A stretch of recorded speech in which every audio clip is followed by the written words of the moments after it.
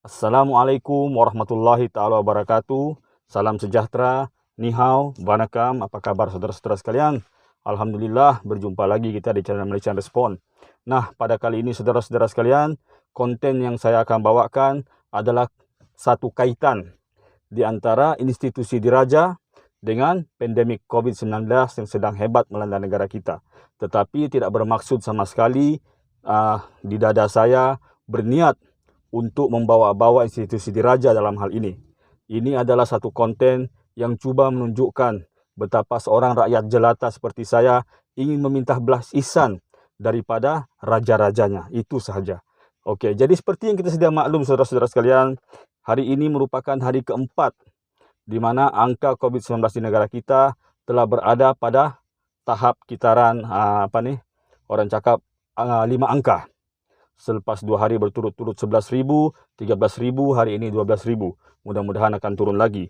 Jadi apabila angka meningkat seperti ini, akan banyak hal-hal yang membimbangkan kita. Salah satunya adalah fasiliti kesihatan kita.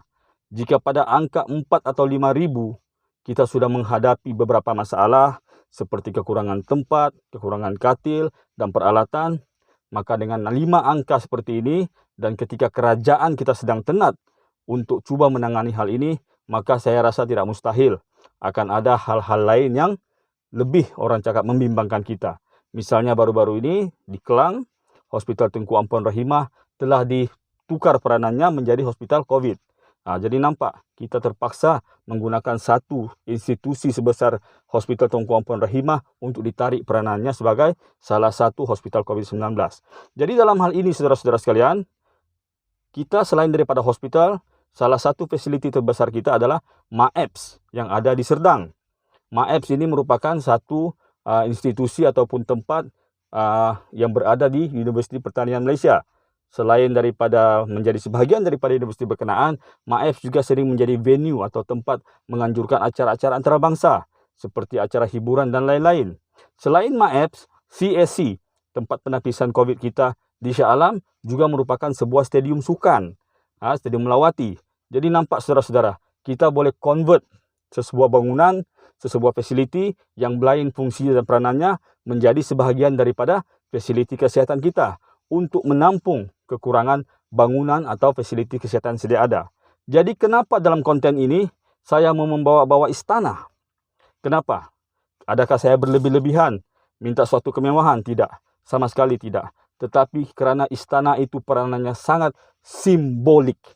Kita guna perkataan simbolik ini. Saya akan bahas perkataan simbolik ini di hujung video ini saudara-saudara. Sebelum itu saya bagi contoh dahulu ya, supaya memudahkan kita untuk memahami konsep video ini. Saudara-saudara sekalian, peranan istana dengan rakyat jika digabungkan akan menularkan satu perasaan yang sangat istimewa. Dulu kita ambil contoh terdekat, Thailand sebagai salah satu negara monarki yang dekat dengan kita. Sewaktu Sungai Chao Phraya sering banjir, maka rakyat yang berada di pinggir Bangkok atau Krung Thep pada masa itu akan berlindung di istana raja. Mereka akan berlindung di kompaun istana berkenaan. Dengan adanya bantuan daripada pihak istana, maka rakyat selain merasa tenang, mereka juga merasa dihargai. Peranan istana di Thailand. Selain daripada itu, kadang-kadang sewaktu Thailand sering diserang oleh tentera Along Paya dari Burma atau Myanmar satu ketika dulu, rakyat juga berlindung di istana. Nampak peranannya. Begitu juga dengan istana Buckingham. Sewaktu pihak Luftwaffe Jerman sering mengebom London di Perang Dunia Kedua, maka satu-satunya tempat yang mempunyai bunker pada masa itu di London adalah istana Buckingham. Maka Raja Inggris pada masa itu, atau Ratu Inggris atau Victoria kalau tidak salah saya, telah menjemput rakyatnya untuk turut berlindung bersama-sama. Peranan istana. Di Jepun, selain Tokyo dengan istana Edo, Hiroshima juga merupakan salah satu bandar di Jepun, bukan bandar diraja tapi mempunyai istana. Dia mempunyai istana daripada Keshogunan Tokugawa. Jadi apabila tentera Amerika mengebom Hiroshima dengan bom atom, rakyat yang survive, yang masih hidup, telah dibawa ke istana berkenaan untuk diberikan rawatan. Jadi nampak saudara-saudara, simboliknya di situ. Bukan saja dia mengangkat, orang cakap, naluri rasa sayang kepada raja dan negara, tapi mengangkat moral kita. Kita kena ingat, COVID-19 ini merupakan satu perjuangan, satu peperangan yang bukan saja kita lawan dengan peralatan kesehatan kita, bukan saja kita lawan dengan petua-petua yang kita baca, tapi turut melibatkan peranan mental kita. Jika mental kita down, maka kita akan senang untuk dikalahkan oleh wabah ini. Saya sendiri pernah melihat di ward di mana saya ditempatkan, betapa beberapa orang yang jarang ditelepon, jarang dihubungi oleh keluarganya, mereka akan menjadi murung.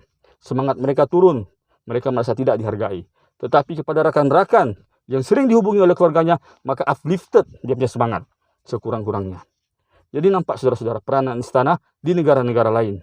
Begitu juga istana kalau mempunyai peranan sebaliknya. Kita ambil contoh negara Cina. Di Cina, istana yang ada di Beijing atau Peking pada suatu ketika dulu dipanggil kota larangan, Forbidden City. Rakyat tidak boleh masuk sama sekali ke istana berkenaan. Mau melihat wajah raja saja terpaksa makan kangkung untuk melihat wajahnya. Jadi tidak ada hubungan istimewa. Makanya apabila Cina dilanda krisis, dinasti Manchu, dinasti yang terakhir, dinasti Ming, dilanda krisis, maka rakyat tidak memihak kepada raja mereka. Jadi negara mereka terus berpecah belah sehingga diumpamakan seperti tembikar yang senang dipotong-potong. Jadi nampak saudara-saudara, peranan istana ini sangat istimewa. Bayangkan, kita tidak meminta bangunan istana itu, cukup perkarangannya sahaja kita gunakan, kita letak kemah, dan kita letaklah fasiliti kesehatan di situ. Apabila seseorang rakyat pacal yang hina seperti saya ini dibawa masuk dan dirawat di dalam compound di raja, maka apa perasaan kita? Tentu moral kita naik. Tentu pemikiran kita mengatakan bahwa raja saya tidak meninggalkan saya. Ini adalah institusi di raja yang jauh lebih tinggi peranannya berbanding dengan institusi kerajaan. Perdana Menteri ketua kerajaan, yang di Pertuan Agung adalah ketua negara, dan raja-raja adalah ketua negerinya yang berdaulat ke atas negeri yang ditadbirnya.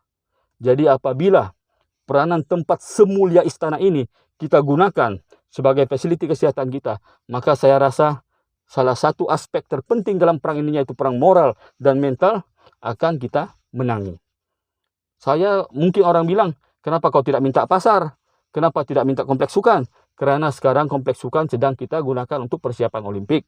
Pasar kita mesti gunakan untuk hal-hal berjual beli. Kalau masjid memang sudah ditutup. Jadi salah satu fasiliti terbaik yang boleh kita gunakan, ini cadangannya. Ini video ini sebenarnya satu cadangan. Karena cadangan ini saya berada dalam hot soup, orang cakap, tidak apalah, saya reda. Ini sekadar cadangan, tapi bayangkan tempat semulia istana.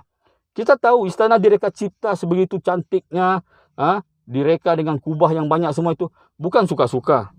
Kenapa dia dibuat dengan begitu megah?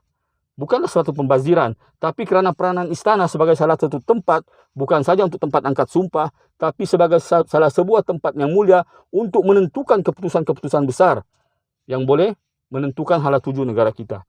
Jadi kemuliaan istana ini, kalau digunakan untuk satu kegunaan yang jauh lebih mulia, yaitu merawat rakyat yang sedang menderita, maka saya rasa kita boleh, seperti saya katakan tadi, tackle salah satu masalahnya itu mental dan moral.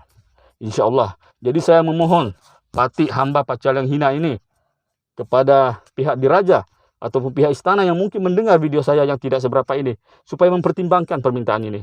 Insya Allah tidak ada ruginya kalau kita coba. Insya Allah kalau kita ambil. Karena apa? Di negara kita mempunyai 9 orang raja. 9 orang raja di negara kita yang cuma ada 32 juta penduduknya. Jadi ini satu kelebihan. Kalau kita tengok di Putrajaya saja ada 3 istana. Istana Malawati, Istana Perdana Menteri, dan Istana Sultan Selangor yang ada di tepi Tasik.